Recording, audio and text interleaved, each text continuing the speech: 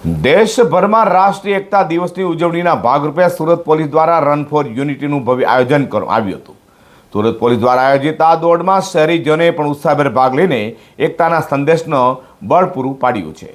દેશભરમાં રાષ્ટ્રીય એકતા દિવસની ઉજવણીના ભાગરૂપે સુરત પોલીસ દ્વારા રન ફોર યુનિટીનું આયોજન કરાયું હતું, જેમાં સુરત પોલીસ કમિશનર સહિત ઉચ્ચ અધિકારીઓ અને પોલીસ કર્મચારીઓ મોટી સંખ્યામાં પરિવાર સાથે જોડા પામ્યા હતા।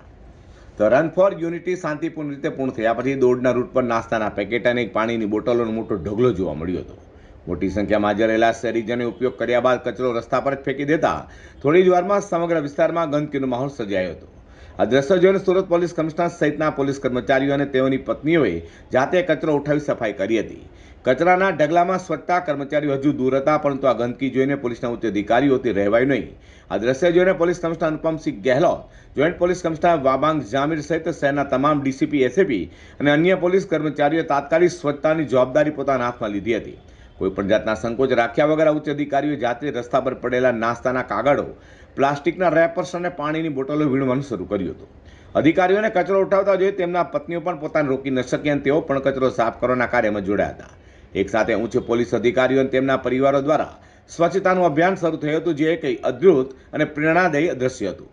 પોલીસ કમિશનર અને અન્ય ઉચ્ચ અધિકારીઓએ આ કાર્ય દ્વારા સુરતીઓને એક ખૂબ જ સ્પષ્ટ અને સચોટ સંદેશ આપ્યો છે।